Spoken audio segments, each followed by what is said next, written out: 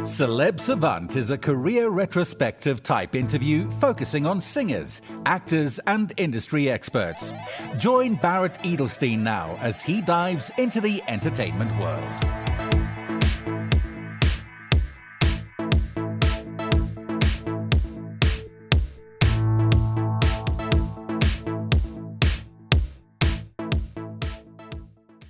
British Kid Bookie is a raucous, genre-splicing, standout charging at the front line of rock and metal's next wave of fresh faces, accumulating his devout cult following from an unapologetic, transparent attitude paired with his rage-fueled new metal, trap metal blend. Above all, his strive for raw artistic integrity will always be the beating heart that keeps his music thriving. In 2022, Kid Bookie released his EP, Mass Hysteria, joined the UK leg of Cassette's Sad Girl Summer Tour, released the reimagining of the noughties hit Teenage Dirtbag with Wheatus, Bookie's Dirtbag. Kid Bookie was featured as one of 2023's most exciting artists to watch in 2023's By Old Press. In September 2024, Kid Bookie released a brand new album called Songs for the Living, Songs for the Dead, a journey through life from beginning to end. He is one of the most talked about musicians in the rock and metal space right now.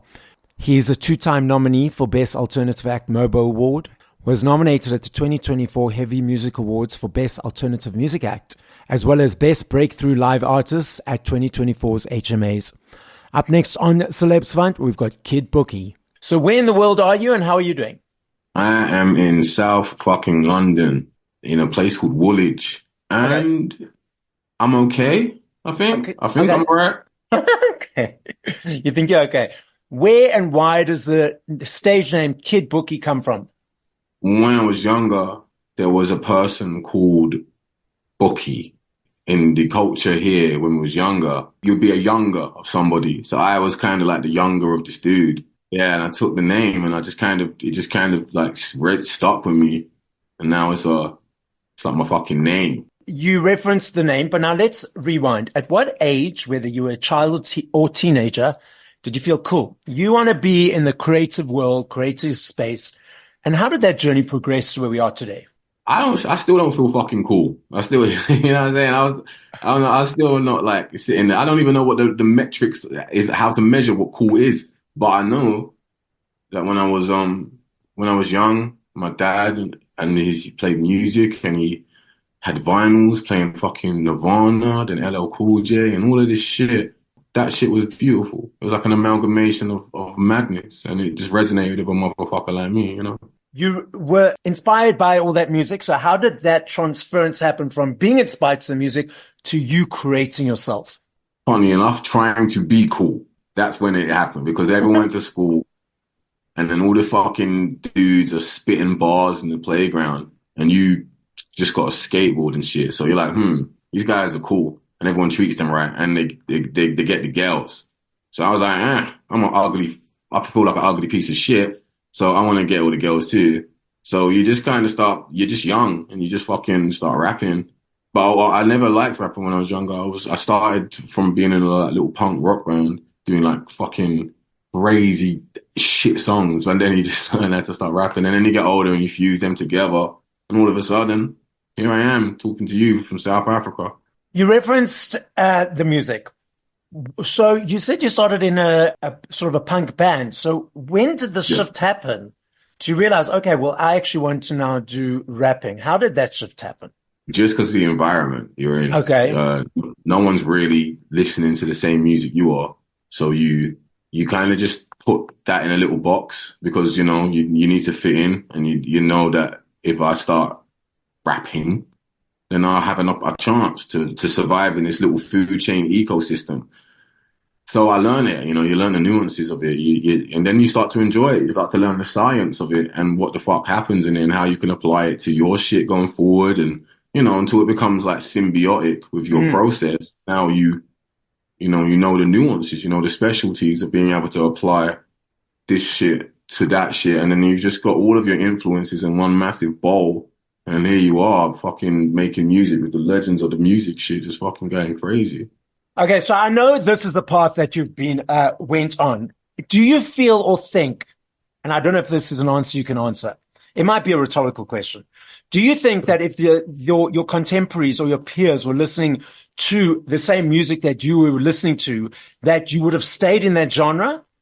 No, because I did have that. I did have peers that listened to what I did because I grew up from that place. But I think when you go to school, you know, you have like different culture clashes of where people come from and what they listen to or what groups of people are listening to. Because the groups I was in school wasn't really listening to what I was listening to at all. Nowhere near, nothing. It was just grime, some American rap and some other shit. So it was just very isolated. But you're also like a young man on a journey trying to find out who the fuck you are. So you need to just take until it gets to a point where you need to remove because everything you've taken has sometimes taken you away from the authenticity that served you when you were younger. And sometimes you have to go back to the most purest form and version of who you are to become the most authentic version of who you are later on in life, you know? I love that. That's so beautifully put. Let's rewind from 0 to 3 to 4 minutes in creating a song or a piece of music. What motivates it? What invigorates it? Is it easy every time? Let's unpack your creative brain. It's easy when you enjoy it. When it starts to feel like a chore because you have to create, then you don't enjoy it. And I feel like I went through that for quite a while. I feel like I lost the edge that I had. I stopped having my ear to the streets. I stopped even being around the streets, you know, and everything begins at street level. And you kind of get glossed up and you're thrown through the corporate machine and you turn into this, hey, look at me. I'm trying to get a top fucking 10, you know? And it's like, that's not what I came into music for. It was great. It's enjoying. And yeah, these are things that I hold to my heart, but fuck me, have they destroyed the actual fucking character and the beauty of having no fucks to give. You know what I'm saying? And that was why I enjoyed what I did. Because there was no fucks to give because I didn't give a fuck anyway. So why the fuck did I care about what? And I carried that attitude and that nature for a long time and it served me well. And then you face a lot of pressure. You have to hit targets and music. And then it's like, it's not fun. This is a job now. It's always a job. But when it starts to feel more of a job than fun, fuck am I doing? I leave jobs that I don't like. It's very important to remember who the fuck you are because sometimes you will lose the perspective of who you are and you won't even know it because everyone seems like it's getting better. It might be getting better, but when you start to lose the edge and the sword that was your backbone of your mantra, your character, the allure that you fucking carry, it's hard to go back. You lose a lot of things and loss will make you realize who the fuck you have turned into and who you need to be. Okay. And I'm in that rebuilding stage of finding out everything about what I need to remove and how I need to be and just tapping back into the most primal, cerebral, ruthless motherfucker I was that has served me well and serves me well, you know? Okay, so you referenced this earlier that your family used to play vinyl. So I love me a CD. I love the aesthetic of holding something, the journey of the choice, the unpacking, the listening from song 1 to whatever number, still budget for them every month. For me, it's an energy exchange to you guys for all the hard work that you put in creating that body of work. I'm not sure if you're aware that vinyls, even cassettes and CDs are a massive comeback. Vinyls last year, 5.9 million sales in the UK, the biggest since 1990. I saw that. There's a basket of goods in the UK where they gauge exchanges, like on the ground roots level in the shops to gauge for tax purposes. And now because of the upsurge of CDs, those are back in the basket. And the research is showing that it's the younger people, the teenagers and the early 20s are diving into this physical world. But then we also have these streaming platforms that people consume music on.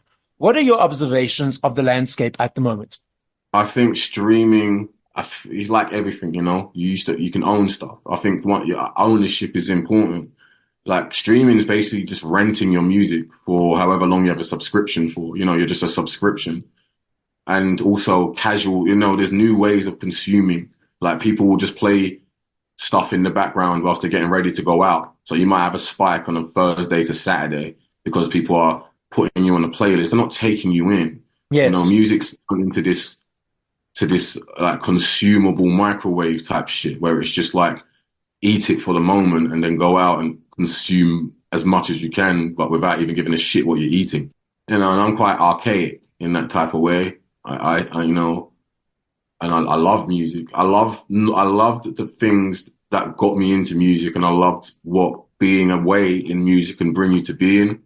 And it's very important that you kind of have to take a stand. Like, you can't, I think we just go through changes without even questioning them. We just adapt. Oh, this is happening.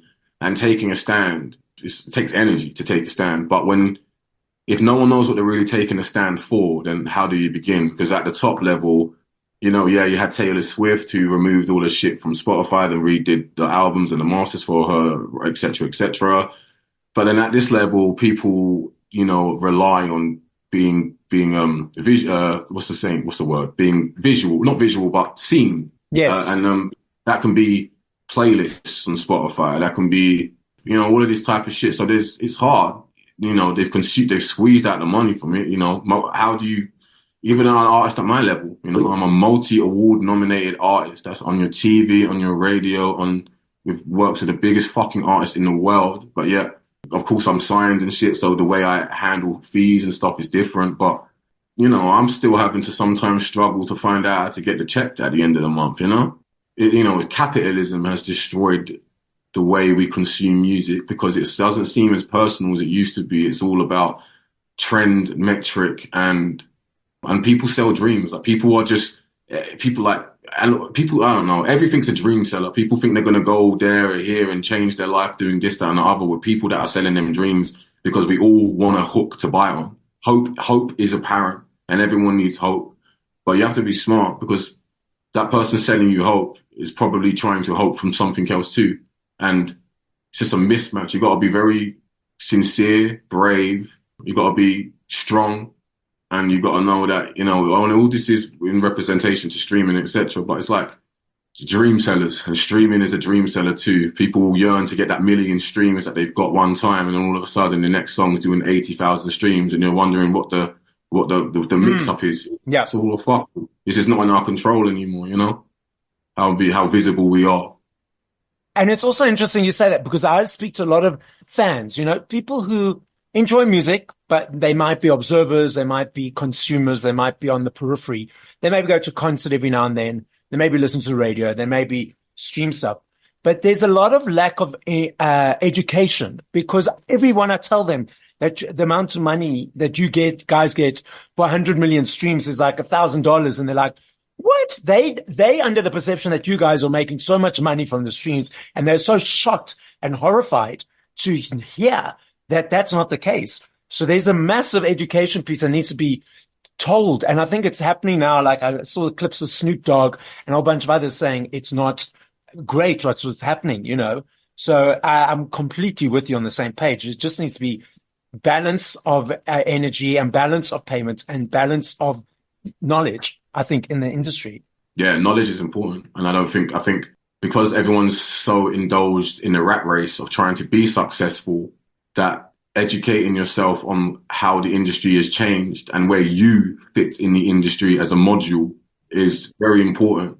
And I just pray that people just are not stupid enough to be sold ideas and dreams from people that have nothing to offer them other than just a manipulation and a dream of, I can do this for you. Because no one can do anything for you. You can do what you can do is aid someone else to help you, and you do the rest.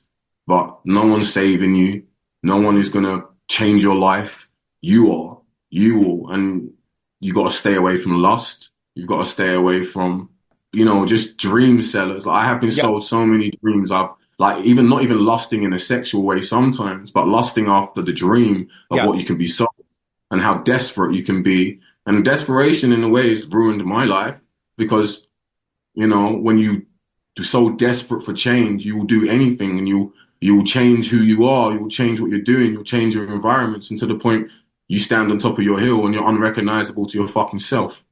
And it's a very hard reality to grasp, that you have pushed a lot of people, things and stuff away for chasing this fucking untangible dream that doesn't actually have the outcome you might think is going to have. In a way, it's kind of beautifully poetic, because you are chasing a dream in the dark. You are the light source to find the fucking end of it. So, and that's why I say you are the one who will help yourself and you will save yourself.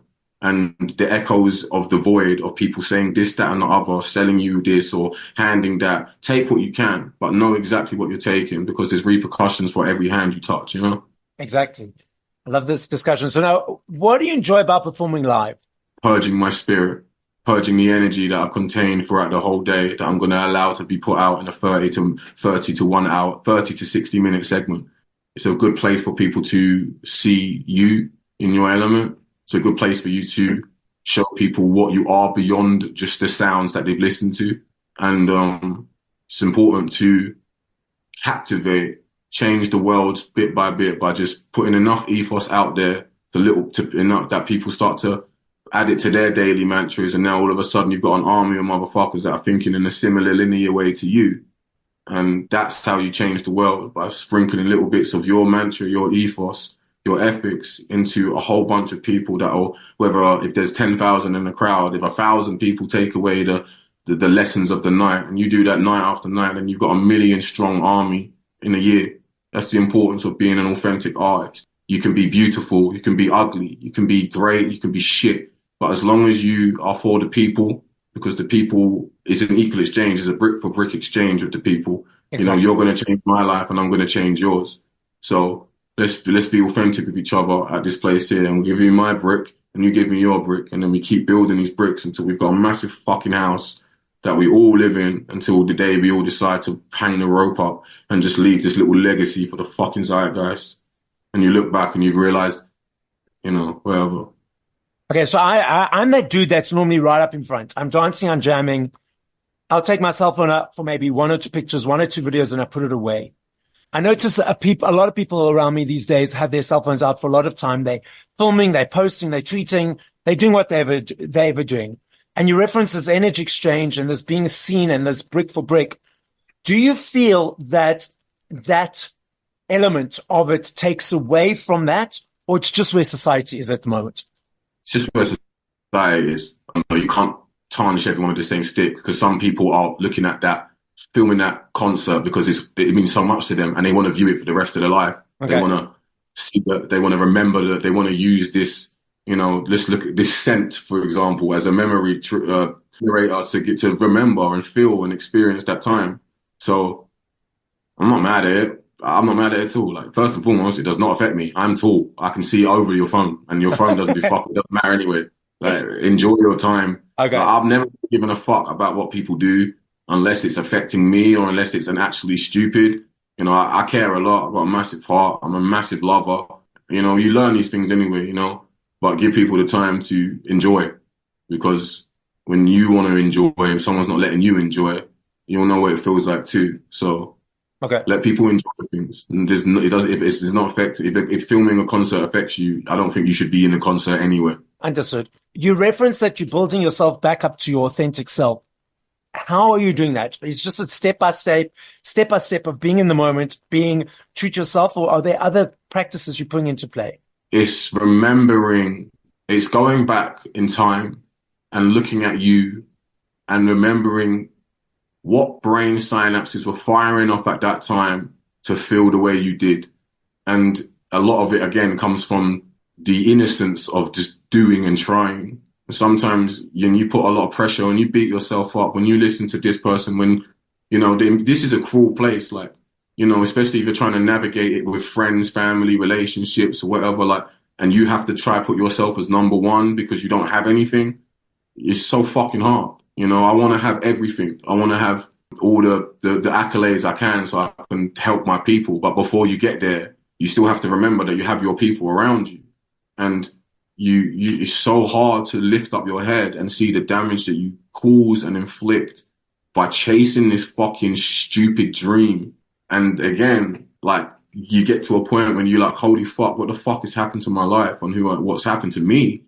But you have to remember, before you got there was a time when that wasn't happening, and you was loved, and you was going forward with loads of people, and you was this and the other. So it's not always you. It's not always you. People have a reaction to you sometimes, the way whatever you do. And, you know, things are very complex. Like, humans are the most complex people on the planet, yourself included, myself included. And you just have to tap back into those memories and those actions and those thoughts and those it's fearlessness. It's like knowing that you're not trying to be malicious to anyone. You're not trying to hurt anyone, but you have to remember on the business you stand on. And the business you stand on is what brought you here in the first place. So now when you're here and you're not really standing on the business you should stand in because you're letting other people tell you what the business is that you should stand on, you lose your edge. You lose things. You start to doubt the things you do. You stop making videos the way you did. You stop talking to people the way you done. You do so much. And that's, like I said, I'm like stripping that venom from me again. I'm taking all of the shit that I've done and I felt like I've been changed into, and trauma has fucking changed my brain. Like, I'm going back. I've got to take ownership. Like I loved me, because when I loved me back then, loads of people loved me and I felt unstoppable and powerful. Now I'm now beginning to feel like that. I have to feel powerful again, and I'm feeling powerful. I'm feeling like, okay, you just gotta remember who the fuck you were, man. Like the same person that used to turn up and do this, you gotta be that. You can't, I'm very emotionally led because I feel everything. I'm hugely empathetic and I care so much. And sometimes it's misconstrued. Sometimes it doesn't come out the way I want it to do. And then I want it to be so big, but I can't. So I've got to go back to this place. I'm at rock bottom. I've got to start from the bottom and just be humble enough to know that no matter what I've done, the accolades I have, the things I do, that I can do this all again and do it better. And that is where I'm at. I know what I do. I've been making music again that it's not about commercial value. It's not about impressing this one. It's like my ears to the fucking streets. I'm talking my shit again. I don't give a fuck to offend this person. I don't give a fuck to be worrying about what this person thinks of me. I never cared in the first place. So why the fuck am I caring so much now? Yeah. And first and foremost, more people like me now than ever. I used to have way more enemies. Now the only enemies I have are people that were my friends. So clearly I need less friends and more enemies, because your enemies turn into your friends anyway. Yes. So some shit's fucked up, some down the line, and it's because I lost my spine. I lost my fucking spine. I became a little bitch who just wants to appease. There's a little puppeteer just making sure I stand at the award shows and smile because I'm desperate for fucking change. Little bitch shit. I'm not a fucking bitch, and I don't want to be that again. I like the inspiration and energy you're giving. So now, tell us about what's your latest body of work and what's coming up for the rest of the year next year. I've made new music that reflects how I am. It's not about self-loathing. It's not about fucking heartbreak. It's not about, oh, listen to me, I'm in so much fucking pain. Oh God, everyone relate to what we're going through. It's like, what the fuck? That's never been me anyway. Like, I write my shit and it's nice to have that experience, but it was just for ego. It was just for trying to make people happy. It was just trying to show people that, I'm not this thing. I like running away from who I actually am because I want to be other things in people's eyes. But the people that know me the best are seeing the person that they know can be better, and I'm running away from it. It's confusing to them. Yeah. It's confusing to me. So I've been in the studio, I've been writing my shit. I've got a song here that when I put this song out, I am getting in trouble, but I love it because I ain't been naughty. I haven't been naughty in a long time. I haven't been in trouble. I've just been a good fucking boy, but a good boy for the people. Good boy for things that's corporate shit, not for the things around me, not for what's going to change my life and my people's lives and shit like that. And I got to be brave again. And being brave, again, means making way more enemies than I ever fucking had. So I am there. I don't care. I care so much to the point it seems like I don't care, but because I care so much, you got to throw a grenade in a fucking room and blow that shit up and not say sorry. And I'm right there. I've got a whole bag full of grenades and I'm ready to bomb everything, And also, it's so true because these days there's this whole thing of like authentic honesty, but also with compassion. And if you say something that might offend someone, then all of a sudden, we need to cancel this person because we don't like the way he said it or what they said. And this whole cancel culture is just ridiculous because no one learns from it. Cancel culture is for people that feel so voiceless and unpowerful that having a conglomerate batch all rally together to bring somebody down gives them the biggest boner or wettest clit they can ever imagine. And I think it's disgusting. There are people that deserve to be pulled down from the pedestals they are, but there are people where you can just I don't know what you could do. You could just do something and all of a sudden people have a rally cry and think they determine the rest of your life looks like. That's sociopathic madness. That is absolute not nasty. It's disgusting. So first of all, who's cancelling who for what? What is the fucking parameters for who cancels what? If you're out here raping fucking animals, kids, women, men, whatever, then bring someone down from the pedestal they are, fuck their whole life up into the ways you can't imagine. But if it's because you don't agree or like something that doesn't sit with your morals, then you need to get the fuck outside and touch grass, you stupid prick. You know what I'm saying? Yes. Well, try to cancel me for some shit that I've fucking done. I don't even I could have just said the wrong thing at the wrong place, and all of a sudden I'd be holding on my head forever. Doesn't even have a reflection of who I am. Don't even know what it is. You know what I'm saying? Like, fuck you. I don't give a fuck about that. Don't cancel yourself, you little prick. I don't care about that.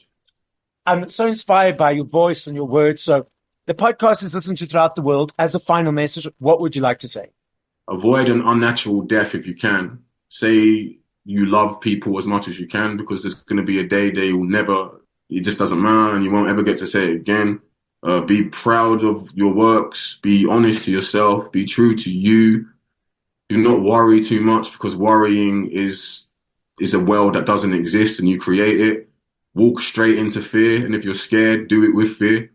And just try and be it's not about happiness. Just try and be the most content version of you. Everything changes, everything dies, but everything grows within death. So if you've got to kill off things, if you've got to kill stuff, just fucking do it and be brave, because there's not a lot of brave people anymore. And brave is a spectrum. And if you can find out where you lie on the spectrum of brave, then it's fucking do it, you know? Thank you for listening to this episode of Celeb Savant. Please follow Barrett on TikTok, Instagram, YouTube, and Facebook at Celeb Savant. That's CelebSavant.